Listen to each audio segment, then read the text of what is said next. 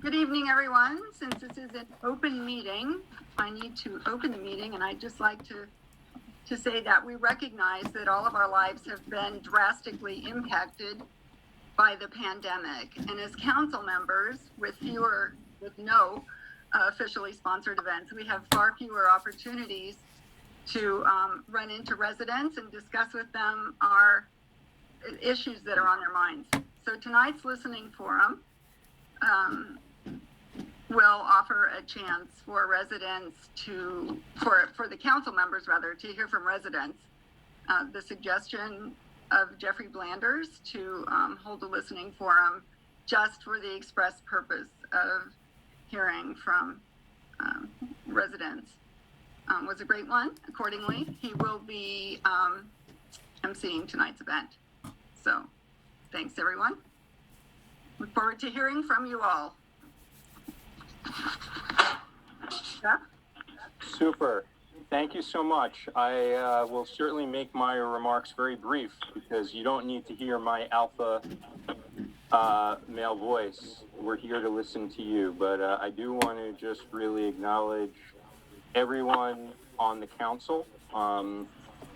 Again, this was really a byproduct of listening to you and hearing loud and clear that we needed to have more time built in than simply a few minutes on a monthly council meeting, but also recognizing what Susan had mentioned, which was, look, in this time of COVID, we just don't have the regular interaction, so it makes even this more important. And one other thing I just want to acknowledge, so this is one of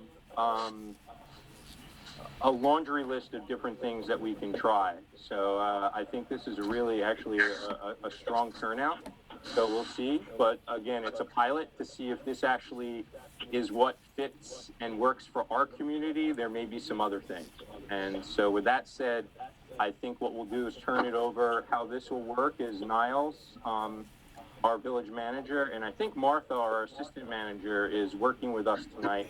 And they're really just going to queue up folks who they can either raise their hand using their Zoom function if they know how to do that, or they can type in the chat just saying that they have a question or would like to address the council. And we're just gonna, sit back and listen, and then each council person or member could respond to a particular question, or they may choose that perhaps it was answered appropriately by others. And I think that's all I wanted to say. Just a quick, I don't know if everybody else is getting feedback, but if everybody could just mute when you're not talking, that may help us hear more clearly the person who is speaking. Thanks. Okay, so to get us sort of started, I know that we can start this out either by just having people, I think someone has already put that they want to speak in the chat, and so Peter Kahn has said that he'd like to make a statement, so I think you can go first. Oh, sorry, one thing before we go. You could please limit your comments to 2 minutes, just because we have a lot of people are obviously on the call, and we want to give everybody the opportunity to speak. And what I will do is, when you have like a minute left, I'll say that. 30 seconds left. I don't have red, so I couldn't do stop. But like 30 seconds left, and then we can go from there. Okay? Does that make sense to everyone? Well, I guess that when I wrote my statement, I wasn't really thinking about 2 minutes. I wrote something a bit longer than that. I'm not really sure how long it'll go. Well, what we can do is also share your full comments with the minutes for this meeting. So we could put it in the record, and that way, fully what you want to say is there. Okay, so I'll transmit this to you after the thing is done. Certainly. One other last quick housekeeping comment. Could the 202 285-1039 just say who you are, just so that we have it for the record of who's attending?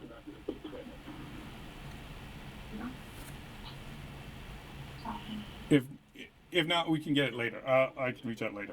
Okay? Okay. Then why don't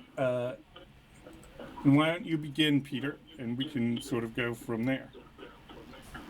Okay, I'll do that. My name is Peter Kahn. My family and I live on Bradley Lane and have since 2004. I want to thank the council for holding this listening session. I think it's something long needed and an excellent idea. And I just want to congratulate the members of the council who participated in creating this event. So thank you very much. What I wanted to talk about tonight is the once again that you've heard from me before on the looming changes in telecommunications that I think can have a profound effect on our community. This is not just about so-called 5G, the fifth generation wireless system, but it also concerns the small cell antennas that can be placed on poles very close to our homes. The poles may support a number of antennas, each of which will transmit a wireless signal constantly into our homes. The poles may be placed in fairly large numbers up and down every one of our streets, and they may be accompanied by equipment boxes and other facilities that may occupy a significant part of the grassy areas along the streets. The 5G has moved forward more slowly than many have expected. It's by no means gone. It was merely being litigated. That litigation is mostly done. As far as I'm aware, there's only one significant piece of litigation that continues at this time.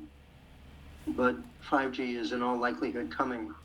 And perhaps you've noticed that the placement of small cell antennas has proceeded throughout Montgomery County already, can be seen routinely just by driving down any busy street. Numerous communities, both in our area and across the country,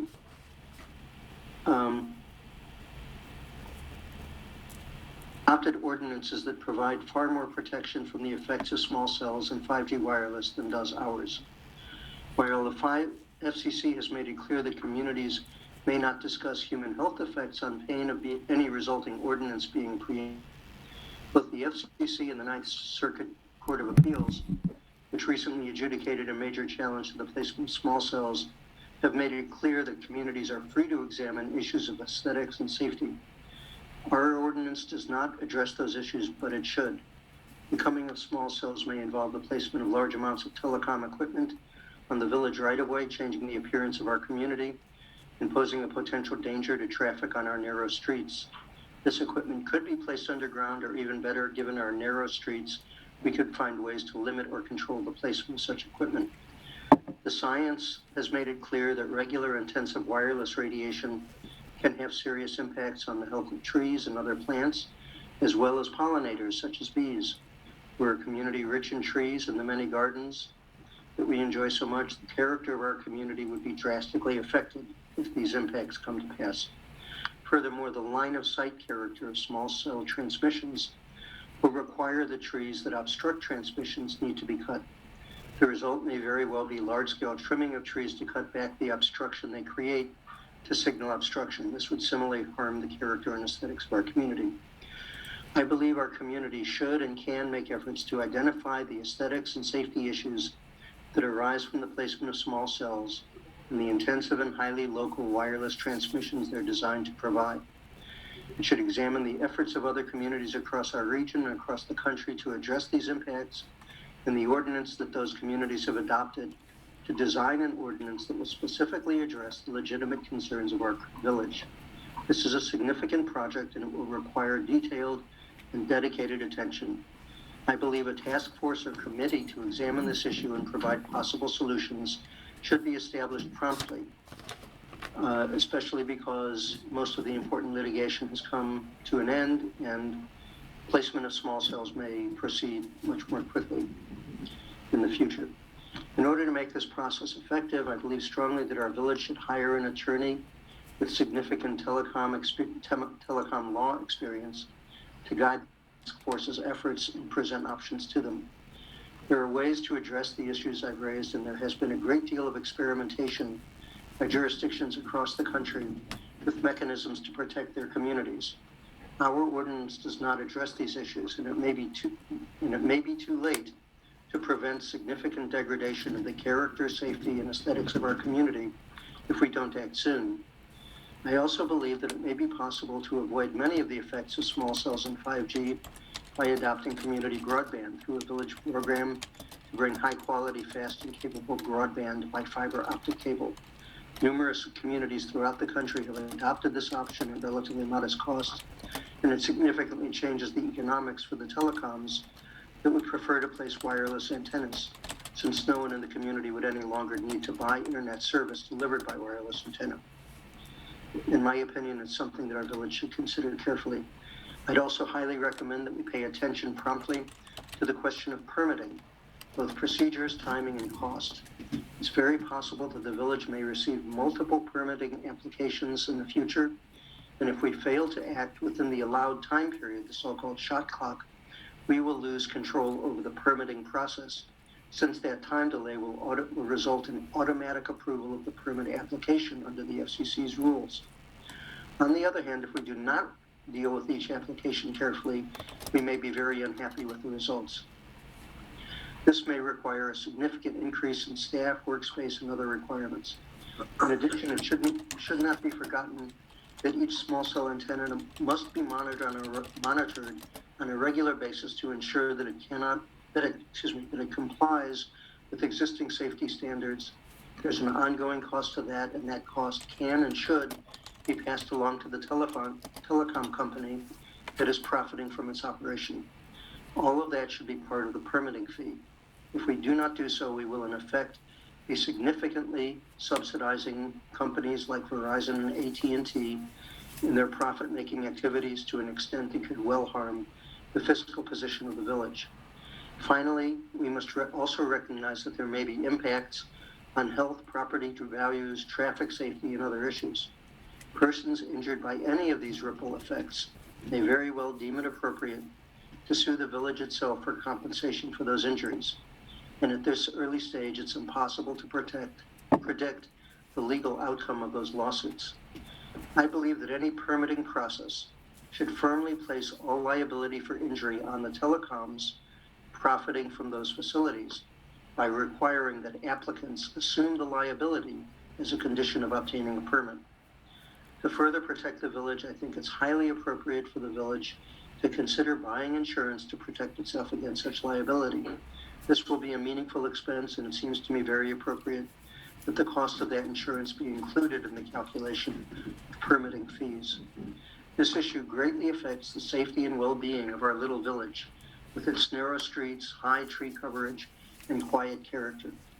We should be sure of what we are doing, understand our choices and the implications of our actions, and we should use the power that the FCC's orders have given to us to protect the beauty and safety of our community.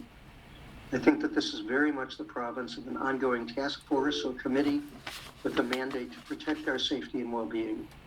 So I strongly endorse the concept of a safety committee or task force as part of village governance to ensure that the coming of small cells and 5G transmissions does not injure the residents of the village, their property, the village's property in its right-of-way, or the fiscal position of the village. We must take this as a serious concern to protect our residents and our homes here in the village of Martin's Additions. Thank you very much. That's the end of my statement.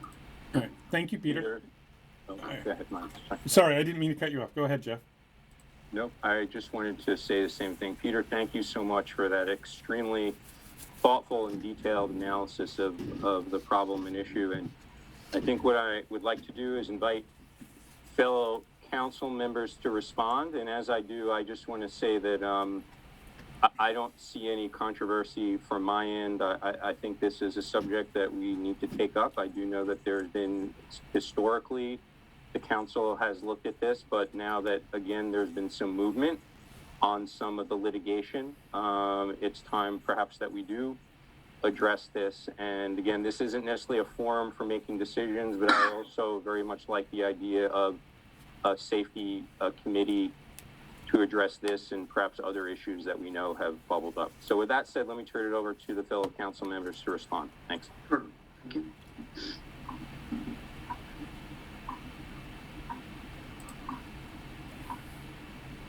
Todd, you might be, there you go. Yeah, victim of my own muting. So, Peter, thanks for that. I'm not as up to speed as you and maybe previous councils are on this issue. other than having seen periodic articles about 5G, and that's really the extent of this. Is there information that we can all look at? For me anyway, I'd love to get more up to speed on the issues involved with this, and as a part of my interest in saying, here's what we ought to maybe consider as a council. If you can you refer that to us? So I'd love to blow it up on that. I'd be happy to send. I think I'll try to put together a package of material that I have, in data in document form. There's a variety of websites that deal with this. There's one or two books that I've become familiar with. So I'll try to put together a package and mail it to all the members of the committee of the council. And I appreciate that. Thanks for bringing this to our attention. I'd love to dig in. I don't know if others who are here at on the forum have looked more closely at this at all, or have other thoughts on this that would complement what Peter's saying.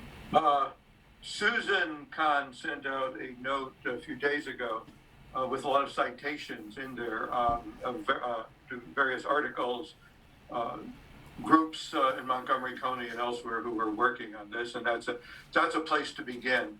What I try to do when I've looked at this, I look at the articles in magazines or newspapers or the citizens groups, and I try to trace that back to the original articles, the original scientific articles that they cite. And when you do that, when you get back to the original science, sometimes the picture isn't quite as stark or as clear as proponents on various sides portray it. But it does give you a sense of where the science is going, what's there, and what the debates may be on the importance of various findings. Yeah. But there's a lot there, and and what Susan sent out the other day, I just started to take a quick look at some of the issues in some of the articles that were cited there.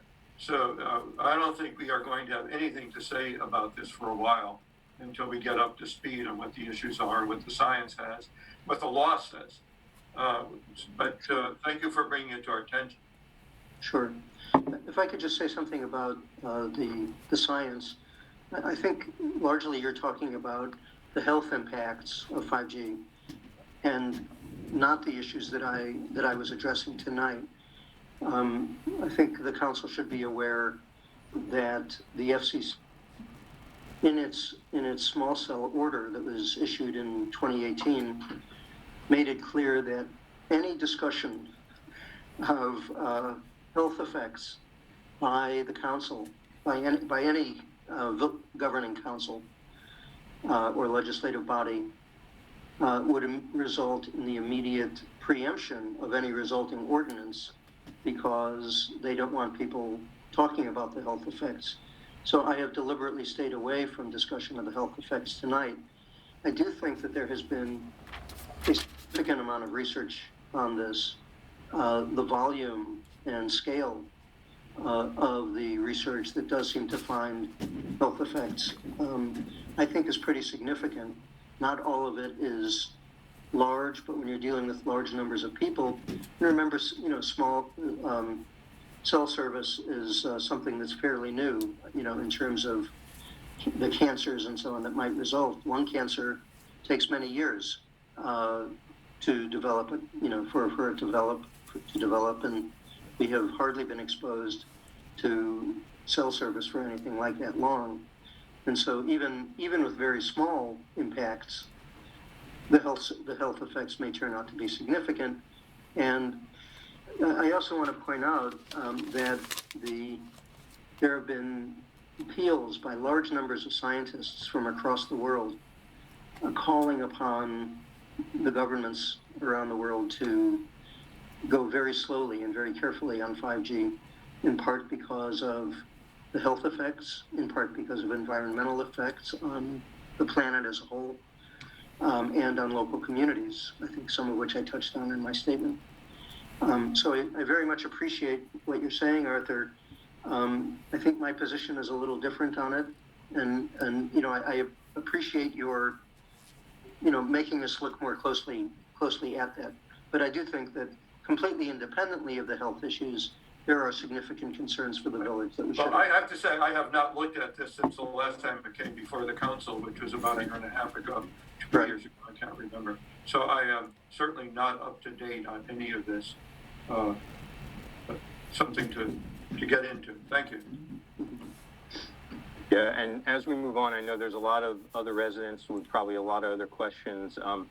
I just want to give one little personal story, which is I think a lot of folks know, you know, my background. I have a doctorate in public health, and specifically did, you know, that through Department of Epidemiology. So I spent a lot of time on environmental impacts, and I can just say that when we actually were choosing which neighborhood we would locate to, when we moved down to Washington, D.C., we actually had purchased a meter to register the different types of radiation that was being emitted. And one of our decision points was Martin's Additions was one that had the lowest readings of anywhere that we could go. So I just put that out there, that I could also show magazines from literally the 40s that showed that Marlboro surveyed 400 doctors saying that it was healthy to smoke Marlboros because they're the best for you. So anyway, I look forward to taking this up moving forward. Thanks.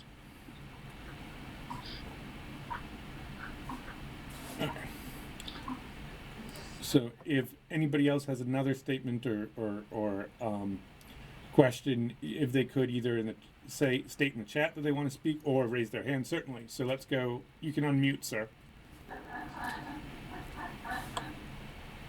Okay, John McDonald, on the very interesting presentation on 5G. I assume the council will talk to see other towns to see what they're doing. Absolutely. I think we need to, this is a group effort, I think. So we need to find out what's going on elsewhere on this, just as a part of our basic research. Right. We'll use that approach this time around again as well. Conferring with other communities nearby and coming up with a data-driven plan. Totally concur. There's actually, you know, there are other also sections in Chevy Chase that have taken these things up within a safety committee, and you know, I think that we can reach out to them and really learn from them, not only this issue, but other things that need probably similar attention to. Thanks. Yeah, Peter, I have a question for you. You said that there are 5-cell transmitters going up in neighbors' hoods around us. Could you identify some? I can go out and take a look, see what they look like. Sure.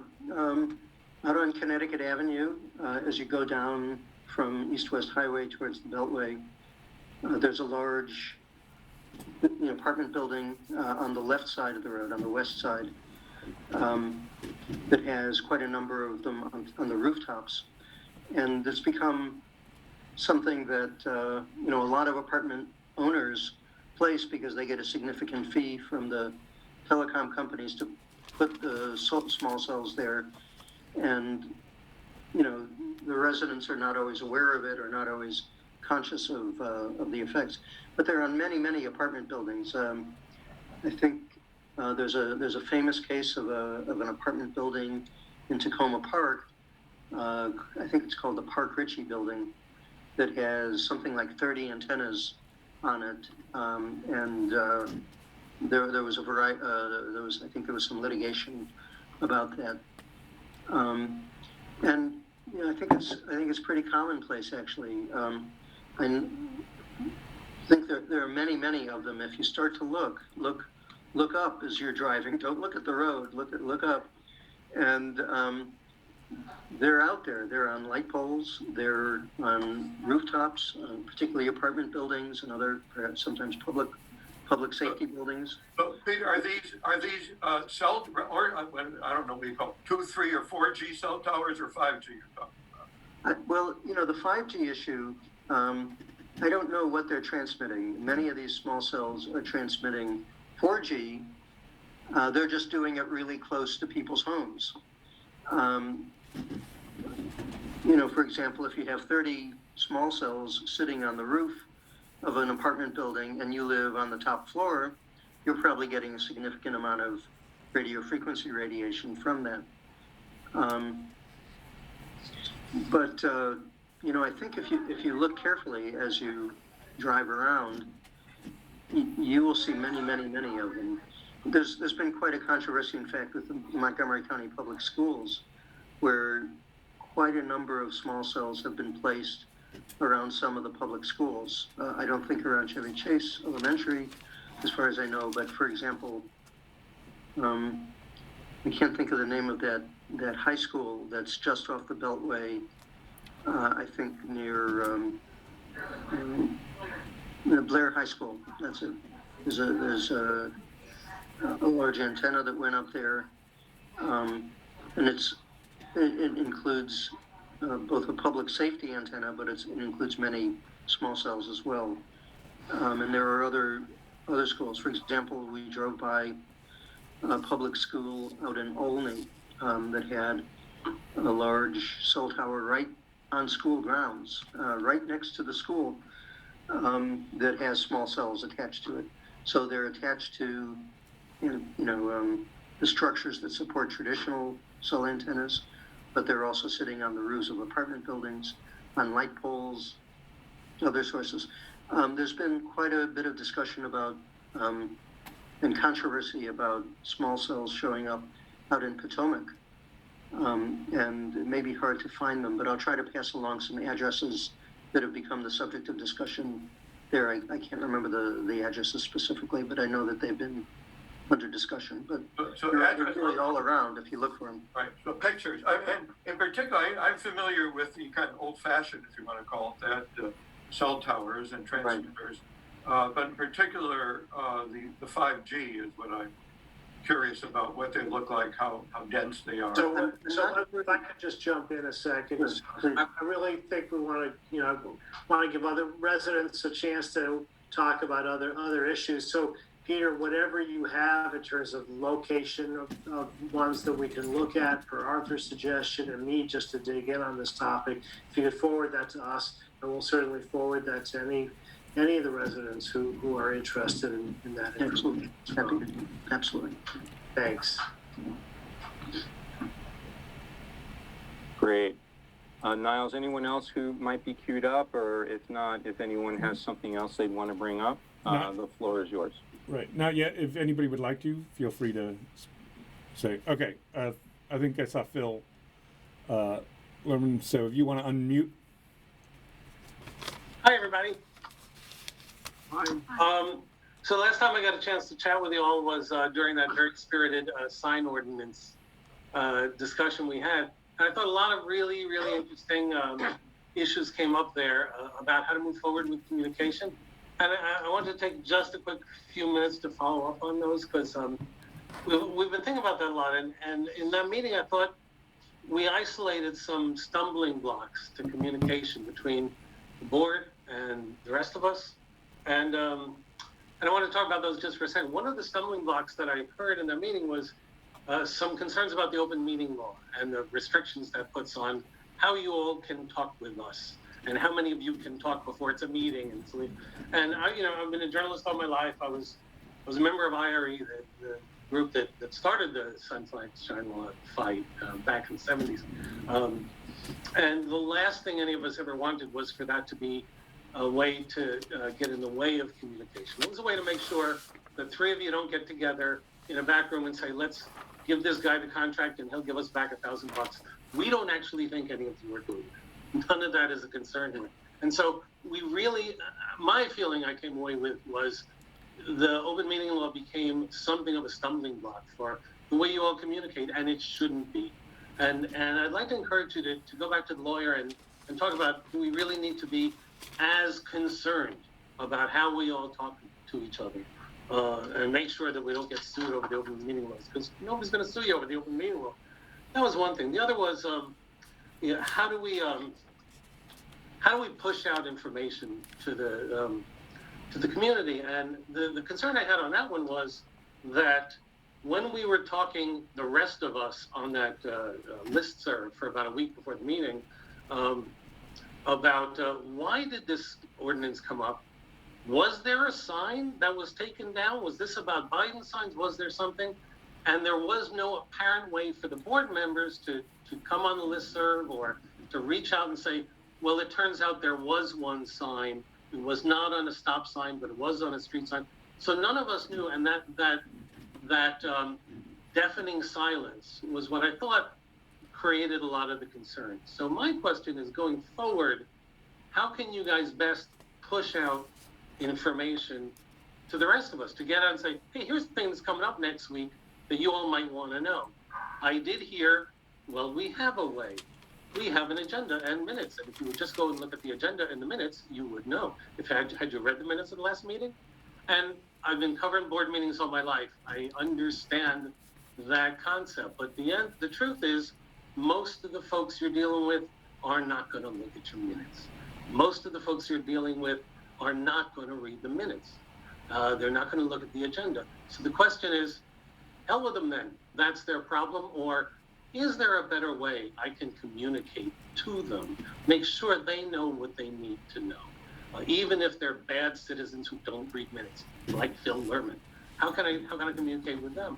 And a couple of us were talking about two ideas. One is an idea, and the other is a question after. One idea we had was, there are a lot of high school students with a lot of time on their hands right now who would love to find some great thing to put on their resume as they're getting ready for college.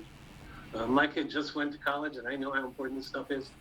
Would it be possible to recruit some eager high school student to be the reporter for online email, that they could have access to the rest of it, or just put it up there on the listserv, to actually read the agenda and cover the meeting and write a little news article, 3-4 paragraphs, and let everybody know what's going on? It might be one way to encourage them to interview some of you. There's no reason you can't talk to a reporter. Even politicians in Congress talk to reporters, as we know. You guys could communicate that way. So that was one idea. The other one, and this is just a question, and I'll stop here. I got the sense that there is something radioactive about the listserv that makes it impossible for board members to communicate there, to respond to things there. And I was wondering if I could just ask you, what is that radioactive thing that's stopping us from communicating with each other that way? And in times of COVID, when we so desperately need to find new ways to communicate with each other, is there a way to overcome whatever that stumbling block is? So I'll just stop there and ask you, how can we best hear from you, those bad citizens like us who don't read minutes? Yeah, Phil, I think I responded to you at that last meeting where we had some of the best turnout we've ever had for a meeting. There are two issues with the listserv. First of all, it's not run by the village. It is a private venture. And our lawyer has told us that, if two or three council members are there responding to the same issue, it constitutes a meeting. And there's your Open Meetings Act again, interfering. But that's not the only issue. The other one is that it is monitored. It is run by an individual. And when I and other council members have attempted to send in items, he doesn't carry it. It just doesn't appear. And at that last, the discussion on the signs, I did send something in, and it never appeared. So that is a problem with a non-village controlled, private, individually managed listserv. It is runs afoul of the Open Meetings Act, and it is not all that open. So we have been considering in the council whether the village should have its own listserv. The sentiment has been running against that because it would require somebody to actually run it. Do they get paid? Are they volunteer? How should it be done? I don't think we've heard the last of that, but that is an alternative. And Niles can tell you the variety of means by which we try to communicate, and the weekly notes that he sends out, trying to summarize everything that's going on. But we are open, and this forum tonight is another response of how to get information in and information out. If I may, the Washington Post is a private organization, and if 3 city council members of the DC City Council speak to the Washington Post, it does not constitute a meeting.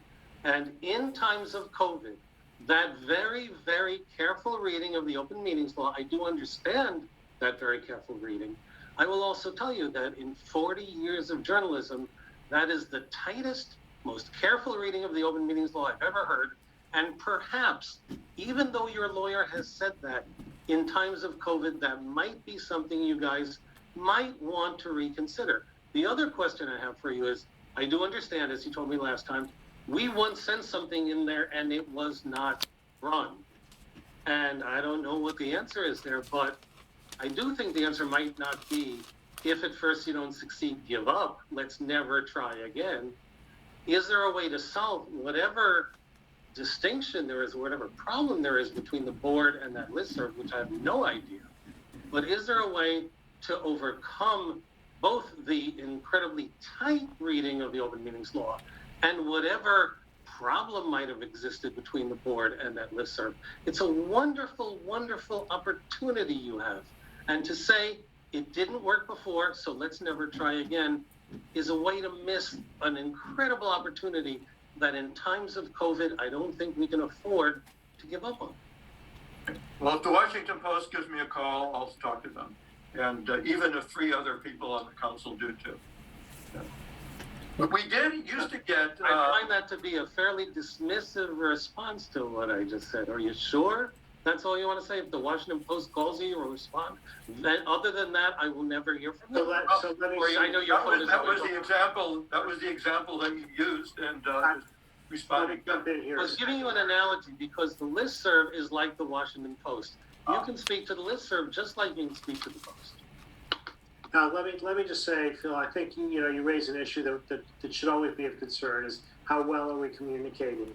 And clearly we have 2 extremes. We have the Open Meetings Act on the one hand, which does govern us, and we have a listserv which creates some challenges for us. So this is something we are indeed talking about now, but we have to find a better way to make sure that we're fully communicating about what's going on. No disagreement there. All I'm hearing from Mr. Alexander is that those are both impossible to overcome. If what you're saying is we'll continue to try to overcome them, then I think that's a great first step. But to hear those are not overcomable, but if the Washington Post calls, then we'll communicate, that seems to me to be a distancing thing rather than a let's try to find a better way to communicate. Well, if you can get some, we listen to our lawyer. If you can get an alternative legal opinion that says we have less to worry about there, then we'll listen. But that the legal opinion that we have heard suggests that, and this came out fairly recently, where some citizens said this is just a way for council members or other government officials to get around the Open Meeting Act. They say they're on this listserv, they communicate with each other, and they come to decisions. It's just a way around it. And that's where, so then the state, there's a commission that actually reviews this and runs this. They put such listservs, they made them taboo. So, and it came about from people with very good intentions, thinking that this was just a way for government officials to get around the Open Meetings Act. Let me just... Oh, Todd, go. I'll go after you. It's fine. Yeah, we're as everything that surrounded the issue of the signage from a meeting or 2 ago just highlighted for me the challenges we have in making sure we have a way to communicate with the people that we represent. And I don't yet know what the answer is, but I'm determined that we find a way, if what we're hearing is that we need a better way to communicate or more fully communicate with the messaging that goes out there. And I think we have to pay attention to that and figure that out. So, Todd, I just want to say thank you very much for that. I appreciate it. thanks.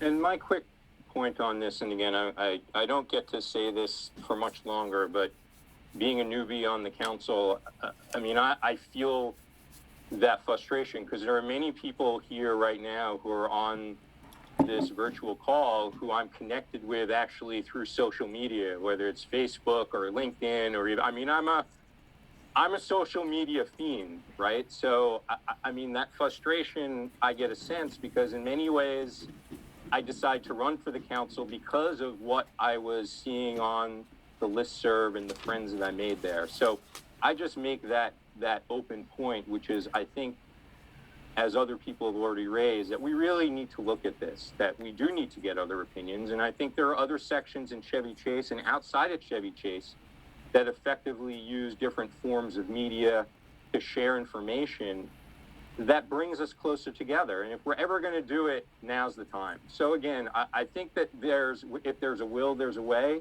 And also we'll get some advice so that we're not breaking, any laws. But, I do believe in my heart that we can investigate further and that we'll probably find some things that will bring us closer together using media, especially during these times. Over. So next up is Holly. Put my hand down. Hi, everybody.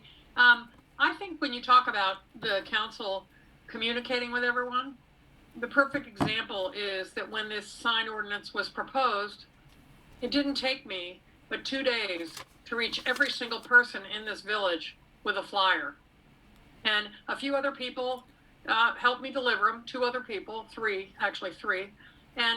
And mail works, and you can get college kids to drop off flyers. And in the past, and I've been here, decades, that just means I'm old. The village used to mail stuff out and give us information. I have 2 comments. One, I think getting another opinion on why you can't comment on the listserv is good. I think that if one of you commented on the listserv at a time, it would not violate the Opens Meeting Act, and you just need to know that if one of you is commenting, the other one isn't. That's not a meeting, and I don't see why you can't just watch each other and see who's commenting. Number 2, I think that when a serious issue is considered, like the sign ordinance or other serious issues, you need to email out or mail, not just email, mail out to the village and say, we're having an open forum, here's how you get on it. I had lots of calls from people in the village who said to me, I'm elderly, I'm blind, my neighbor read this memo that you left on my front steps to me, can you talk to me about it? These things, the outpouring that came from that, when I really was just telling everyone, here's what's happening, I'll give you my opinion, but you got to give you all yours, that it's not hard to get people engaged. But if you're only going to post minutes, it won't work. And it's the same thing I do at Compass when I'm trying to reach the 1,200 Compass agents in our region. You just have to send a flyer out, and you might need to mail sometimes of what's going on. So lastly, I think you can reach people, and I think you can reach people easily, and it's not expensive to do for 350 households, or however many there are. I do think that if the council takes up a serious endeavor like the sign ordinance, that they really have to have an open forum for it and really need to email out and mail out and have somebody put it on a listserv when that's going to be and have people be able to contribute. We did that here when we put setbacks and an overlay on the zoning for housing construction, and I think it's just very easy to do. Lastly, and I'll shut up, believe it or not, I probably won't, but I'm trying, is now I totally forgot what I was going to say. Had great something last point, but I just forgot. So much for that. That was my big moment. I know what it was. If you have something that the council can't get posted on the listserv, get one of us to do it. I'm happy to post it for you. Any of us can do that for you. So just throwing that out there. Thank you. I'll mute myself. Bye. Thank you.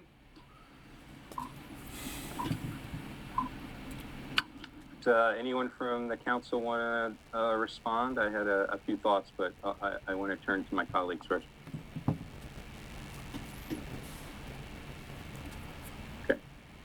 I'll jump in. I mean, I think we've addressed the importance of investigating, the listserv or some other form, and I think that we can do that. I like the idea of, frankly, just, if we know that listserv is something that people pay attention to and there's a piece of information, perhaps, again, having others at least share. And I've seen that. I mean, even today I saw folks sharing information about today's session. So I think that does happen to a certain extent. I do like, and again, this isn't necessarily a place for decision making, it's a place to listen. I mean, an ordinance, I think, raises the bar, perhaps, above and beyond normal business. I mean, you're talking about passing something that would have implications very broadly. So, I mean, I think that there is perhaps some things we can think about. Is there an SOP around what is required to bump it to the level of creating an ordinance? And then also, rather than it being perhaps hacked into a normal agenda, again, I don't anticipate, I could be wrong, that ordinances are just flying off the shelf every day of the week, that perhaps there is a special forum like this, that is dedicated to if there is an ordinance, because it does raise the bar, and maybe that is the place for it, so you really have that time and not the 5 or 10 minutes that's on a particular agenda. But again, I think there's a lot of ways we can slice it and dice it. And a full disclosure, Holly is my neighbor, so I know if perhaps I say something that offends her, I could be in trouble. So I just want to put that out there. Poor Jeff. It's tough. For the next council meeting that is coming up, we can tell you right now, there is an ordinance that will be discussed at that point, having to do with enlarging the scope of the ethics committee. So be aware, it will be discussed, the text will be available beforehand. Tune in for the next council meeting, which is a couple weeks from today. And just to make it clear, everyone in the village either receives an email notice with an agenda in advance of a meeting, or if they're on the mail list, they get a mail copy, in addition to it being in the weekly wrap-up previous to the meeting. So it shouldn't come as a surprise to anyone when there is an ordinance, a proposed ordinance on the agenda.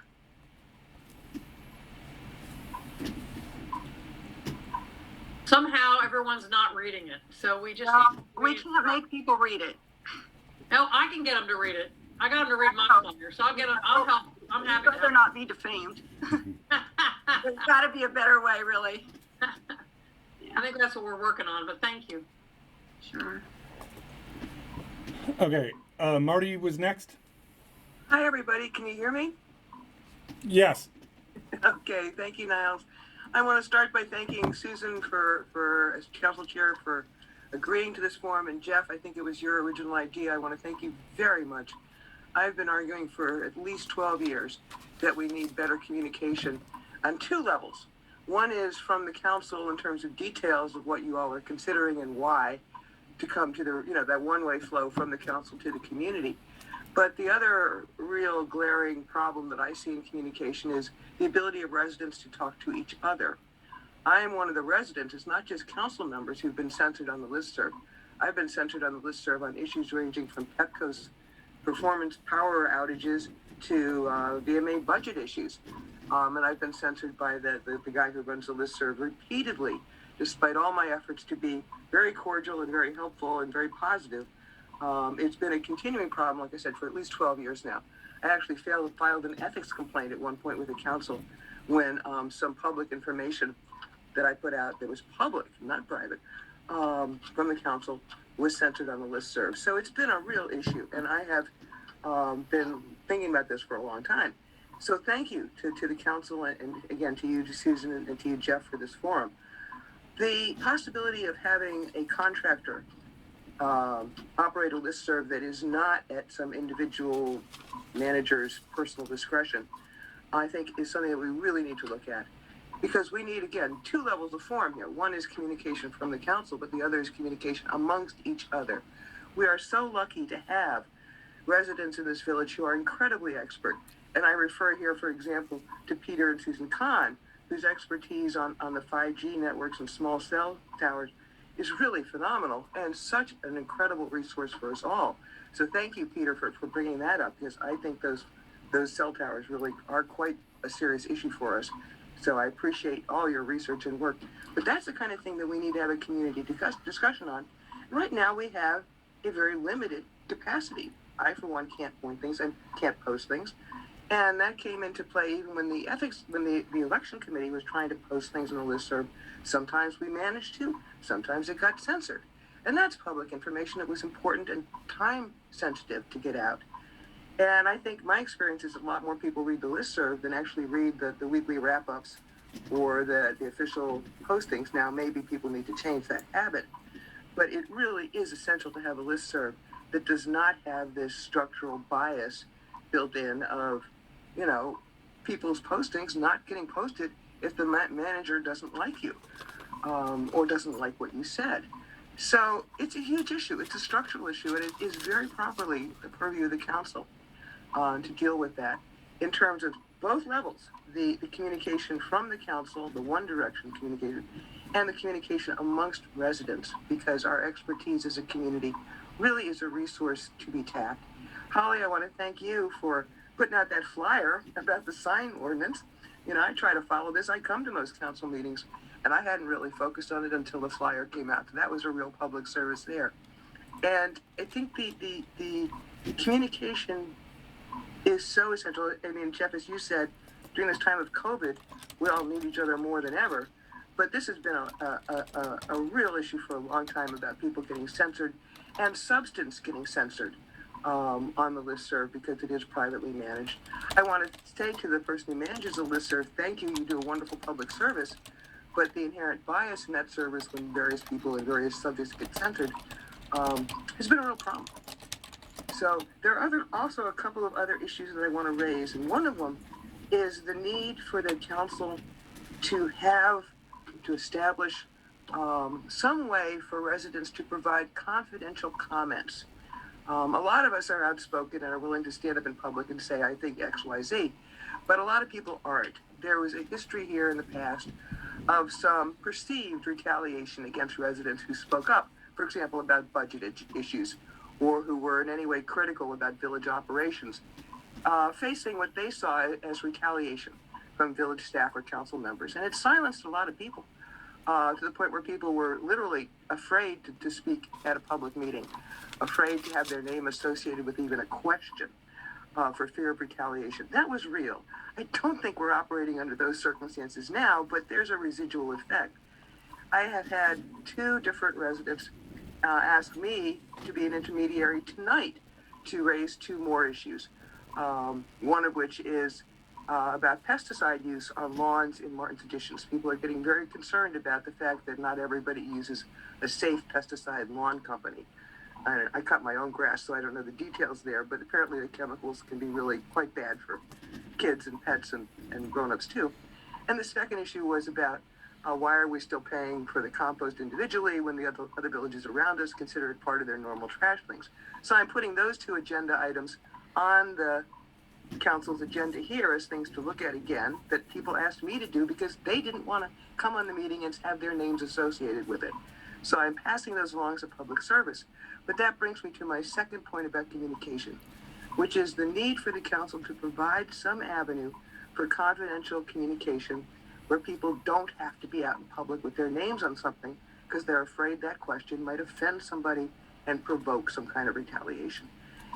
Katya and I talked months and months ago about the council putting a box, a mailbox, a locked mailbox on the front door outside of where the office steps are, where people could put in written comments. Say, I would like the comment, I would like the council to look at XYZ.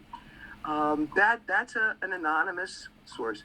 I also, in my job, work with a lot of corporations who are now putting in anonymous reporting on sexual harassment, office bullying, and the anonymous hotlines. You don't always get reliable information, but But if people feel safe to put a report in about a problem, you're much more likely to hear about it. If you have some avenue, some method that gives people an anonymous channel to get information to you. So I would really recommend that in this whole discussion about communication, which I'm delighted that the council is really taking very seriously, thank you for doing that, that you really include some channel for people to safely communicate what feel to them like possibly controversial or dangerous, unsafe suggestions that they're afraid of retaliation on. And so 2 pieces there. I would like the council to respond to both of them. One is, again, that the wider communication, not just from the council, but amongst residents through a listserv that is not censored by a manager. And number 2, the need for confidentiality in terms of people's ability to give something to you without repercussions or without the fear of repercussions. Well, I'd just like to start by saying we have generally looked into and continue to look into the possibility of perhaps a contractor-run listserv that would be completely objective. With regard to your second point, as far as anonymity, as you know, we discussed at the last meeting, any comments from a resident to a council member are a public record, and just for purposes of identification, it's really essential that, you know, My point, I appreciate that, Susan. My point is that people are not giving you comments because they don't want their names on that public record. You could include, you know, if somebody puts a paper comment in the mailbox out front, if that mailbox existed, that could still be a public comment, but they wouldn't have to have their name on it. right. And that is an avenue that I think you really, it's not expensive, it's easy to do, and really let's take a look at that if you would, because having people's names on things does still trigger, because of past history, this fear of retaliation. So please. Marty, I have, over the last 10 years or so I've been on the council, God, has it been that long? I'm with Yes, and Holland. thank you, Arthur. We appreciate you. I have received just one unsigned letter that was a specific complaint, but only one. But that is an avenue. The U.S. Post Office is still delivering. He hasn't come yet today, but they're out there, and that's one avenue. The other is a telephone call or an email where, if I know. People may identify themselves, but it can be confidential and quiet to me as an individual and as a member of the council. And I have had those as well. So one unsigned letter, many emails, many telephone calls. These are all methods of communication that people can use and avail themselves of, if they want. So I don't think we need any new method of communication. Put 3 cents on a 3-cent stamp on a letter and mail it off. 55. However much it is these days. 55. Forever stamp, Arthur. And Hi, folks. This is Jeff. I appreciate confidentiality and OMSBIS and things like that. And I know in the day job, I mean, we had set up a place where you can slip in a note confidentially, in a confidential way. So, I mean, I have to circle back. This isn't a place to make decisions. I have to check, what the other council members think, what our manager thinks. But I mean, if there's a place you can just slip a note in a confidential way, I think it's a good suggestion. I mean, I see it in a lot of different places. The real thing is that, as Arthur is saying, is that really going to, all of a sudden we're going to have 1,000 suggestions? Is that really going to be the thing that uncorks the bottle, so to speak? I don't know, but I mean, it's worth a shot. It probably doesn't cost a whole heck of a lot to put a Dropbox there. So, over. Thank you. So, before we continue on, I know Susan Kahn had her hand raised, but she is graciously first, because she had sent something in related, wanted to know if other people want to speak before her. So if anybody wants to jump in right now who hasn't yet had an opportunity feel free. Otherwise, Susan can go first, and of course you can do afterwards as well. But I just wanted to throw that out there. Niles, dumb question, and as a part of administration, I'm sorry if I don't know this myself as one of the sponsors with the other members of the council. How long is the forum supposed to go? I know we start at 7:30. We've hit an hour. It's a long night for folks, and maybe it looks like we had a good turnout. Maybe we'll even have another one, whatever that cadence is. But how much longer, just so people know? Certainly. We can, I'd originally set the Zoom meeting for an hour, but of course we can go over that. There's no extra cost or any extra issue there. If people have, as I said, if people have other things, we can go a little bit longer. If we want to say, another 15 minutes or half an hour or whatever, that we could limit it that way. But if just Susan has something to say at this point, and if there's no others, we can go from there. Okay. One thing I would say, well, it looks like Susan's all primed, which is awesome. And maybe if anyone has a question or a question, maybe they just drop it into the chat box so we know, or send a note to Niles, and then. But yeah, I think in maybe another 15 minutes or so, just so people know what the cadence of the evening is. So great. Certainly. Susan, Right. it sounds like you've got the floor. Okay, so Peter, turn your volume up. So is it true, like Jennifer, the images for Sally Moran or Tiffany or Oliver or Jennifer Silverman or Jean and Bill, do any of you want to say anything? Did you want to contribute before I talked? Because I just felt like I wanted to make sure. I'm good. Just listening right now. Okay. Well, I just wanted to, is my volume okay, or is it too loud? No, you're Okay. good. You're good. Okay. So there were a few things from a long time ago. I've always been wanting a crosswalk at Brookville Road and Bradley, and I know the walkability group is working on that. I think it'd be a great thing. Halloween's coming up. I know the village used to do, their parade and all sorts of things, and things are a little different this year. If there were any recommendations about, whether it relates to safety for any kind of in-person celebrations that we used to do, like July 4th or Halloween, that now we're having to morph into safe ways of doing it with COVID, I'd be happy to, to hear that. I know some people on the list have asked, should we do Halloween this way or that way? I don't know if anyone knows that, but I just thought maybe the community celebrations, if you all do create a safety committee, that's something they could deal with too. How do we do that stuff? Or do we want to give recommendations to everybody or not? That's another issue. So I'm going to go back to, I still also think that we need to make the small cell ordinance more protective if possible. And some of this relates to just really basic stuff about budgetary things with the village. I want to make sure that we really are covered insurance-wise, that we have adequate insurance, or that we are not going to take on liability for injuries for anything that may happen with any wireless antenna, small cell antennas that go up, because I'm not sure that our ordinance deals with that yet. And I think that it's important to seek and pay for legal counsel with telecom expertise. And along the lines of Phil Lerman had mentioned, maybe there could be other legal interpretations of the open meetings law. Maybe there's, we're getting some things from our existing lawyer. Maybe we're not getting, there could be other counsel that we could seek. And of course, I know that you have to deal with the budget. But I just think in the long term, especially with any applications that may come along, getting a little more legal counsel, especially with telecom background, is going to help us out with anything that does happen.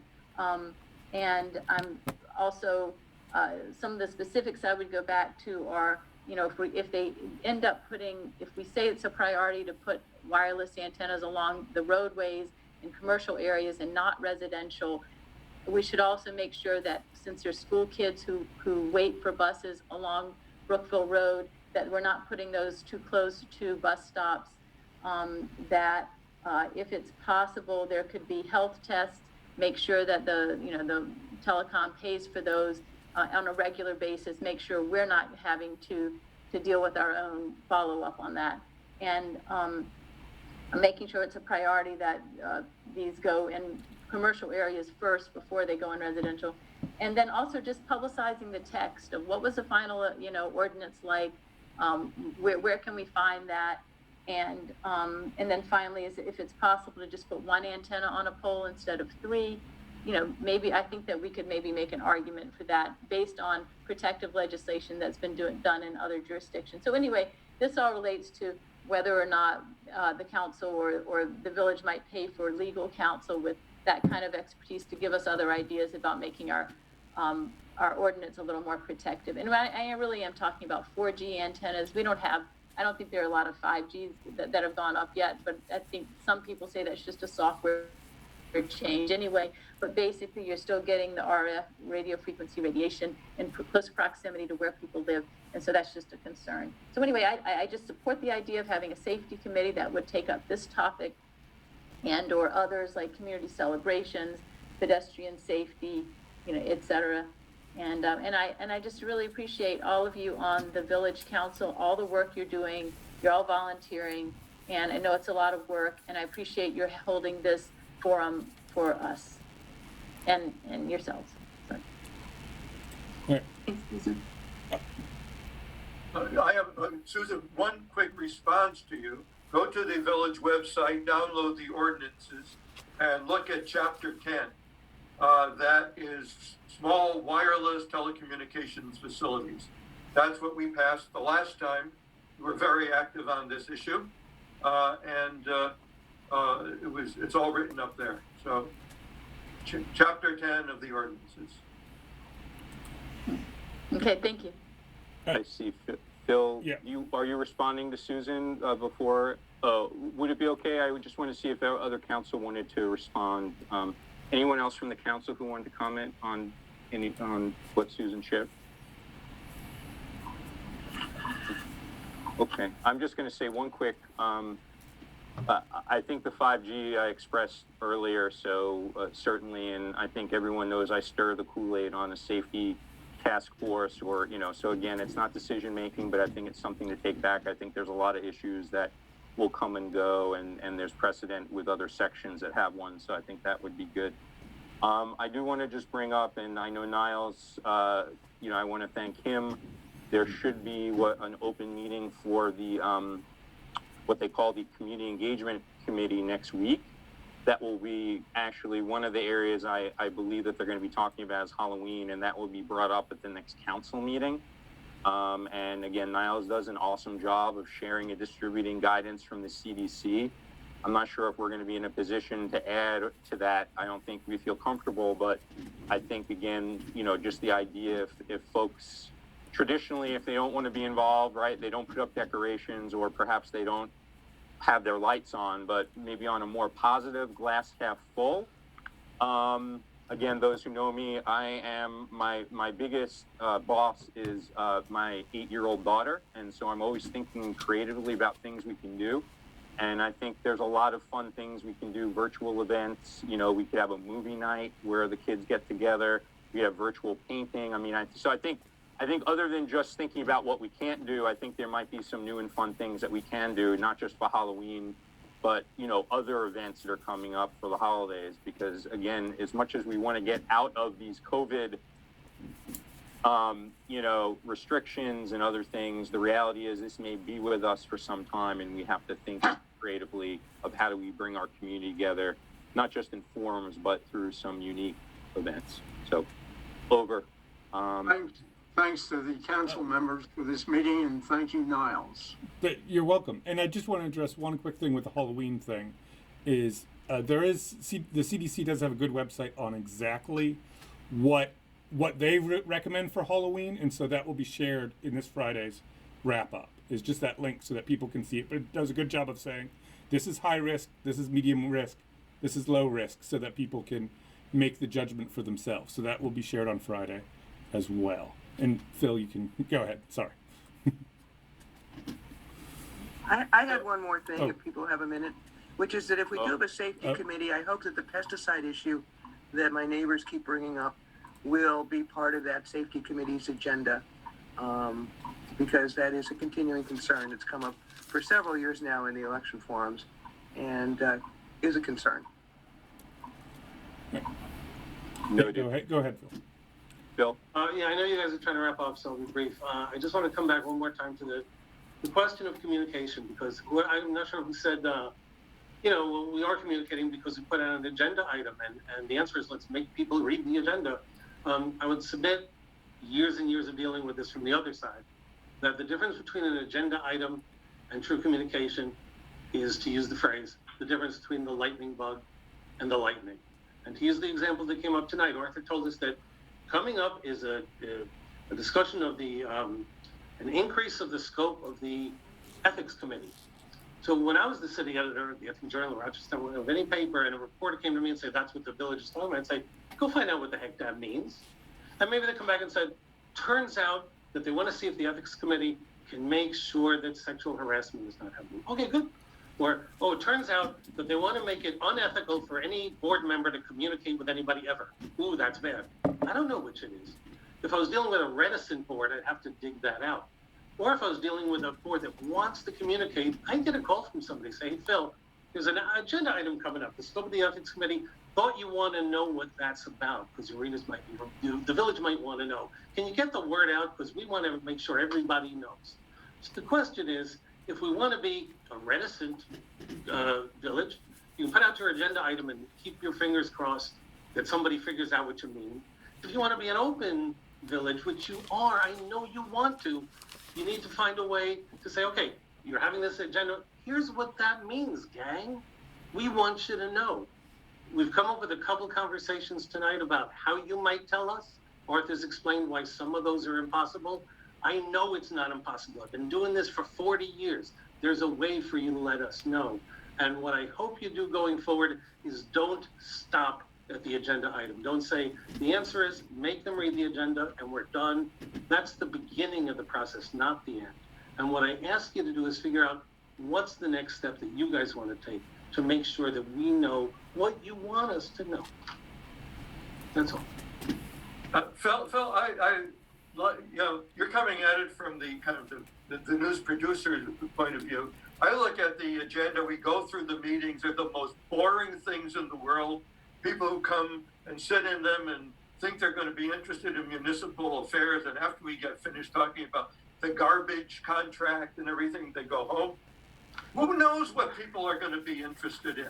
Most of the stuff is so cut and dried and boring that wouldn't, to me, it wouldn't even pay for me to call you up and say, garbage contract this week, come look. I have no idea what it would be that anybody would find interesting.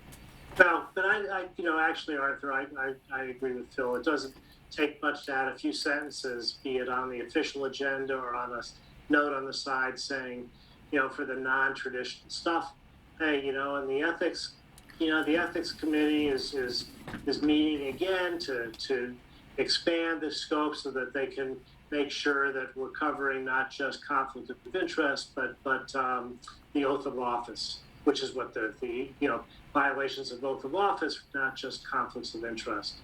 And that's going to be what they're debating, and that's what we will open up with. So, that's a pretty easy thing to add on, and would probably start going further to address what you're talking about. I think, Bill.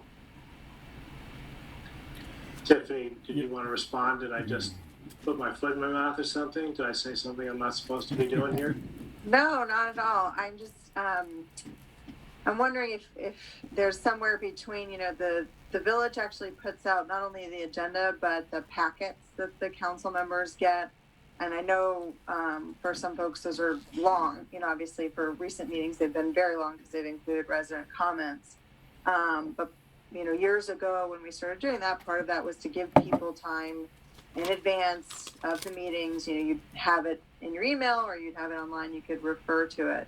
So is maybe is there a request for a middle ground between here's an agenda, A, B, C, D, E is on it, and here's the packet that includes, you have to go through each section, and it has the language about what the ethics ordinance is going to be, and then it has the budget report. I don't know if that the ask would be answered by something in between.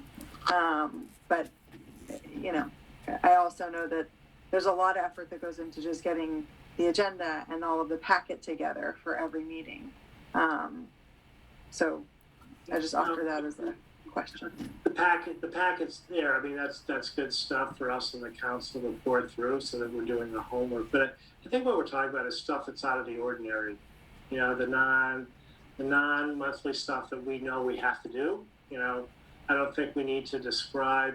We're going to vote on approving the minutes from the last meeting, but I do think that we need, you know, for things that are, you know, appearing for the first time or different, just giving a heads up. It may be of no consequence, but it could be of consequence to somebody, and that's just worth making sure that we've communicated that. So, I'm happy to be the one writing that too. So, because I'm the one volunteering, so I'll volunteer myself to do that. So. Yeah, no, and the only thing I'll add is, and I totally appreciate Arthur's comment, and frankly, I've been in Martin's editions. I know a lot of you who are dialing in today and joining us many more years than this, but it's been, you know, closing on, I guess, about 8 years, which is unbelievable. It seems like we moved in yesterday. But listen, for the first number of years that we moved in, I mean, you know, I don't know if I ever called into a council meeting, right? And it was that approach. But you know, the reason why I ran for the council, and I think why we have this engagement. I mean, look, we've got 23 people. We started with 26 on a Thursday evening, and I think it's because that during the times that we're in, it's no longer kind of business as usual, right? I mean, even at this level, there's a lot of concerns that are out there, even in our small community. I mean, there are folks who are going through very challenging times, and so I just put that out there that I think, you know, perhaps we can get back to that where it becomes really ho-hum, but I think that for us to be naive and think that over the next 3-6 months or even longer, you know, folks are kind of looking at the council in ways they may never have looked at in the past because of the times we're in. So I just put that out there. So over. And I'd just like to say thank you again to the council for responding with this community forum. And I hope you will continue to do these kinds of open listening sessions. I agree with Phil that they're very helpful. And it's, again, a real, it's significant not just in terms of the content of the issues that people raise, but with the perception of the council as being open and accessible, which is a perception I think that we need to really build on. And I thank you for your efforts and your willingness to put in the time to communicate that you do want to hear from residents and you will take what we say seriously. Actually, Phil, you raised an interesting possibility. You know, Niles turns out the newsletter. Gene used to do it before, and they would rack their brains for things to come up with, to say. Having a reporter coming in with their own point of view and adding, you know, the reporter's page, or, you know, even in high school, we had somebody writing in a column in the local paper what was going on in the high school. That was the first thing everyone looked at. And so that, you know, we could think of adding that to our weekly newsletter. That turns out it's a good idea. There was one other point that I can't remember what it was now. We'll let it pass.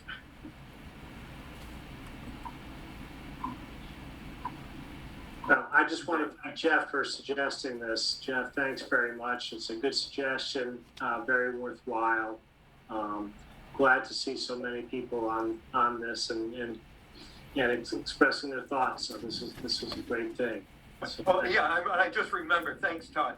When we go back to regular face-to-face, in-person, in-place meetings, I think we should still continue to have the Zoom option because more people are tuning in via Zoom than ever showed up at a regular meeting. So I think it's a good, easy opportunity for people to check in to see what's going on without having to leave the house and get out of their pajamas or whatever. These are not my pajamas. They look like pajamas. I actually got dressed Thank you just all. for this meeting. Good night. Wonderful. I think we just heard the sentiment that this has been, something that looks like it's been of value. Hopefully we'll continue to have these. Thank you all. Thank you for the council, and thanks for all our neighbors for joining us. And as they say, God bless and good night until we meet again. Thank you all for Thank this. you. Really. Everybody. Thanks, everybody. Good night. Good night. Good night. Right. David. Thank you. All right.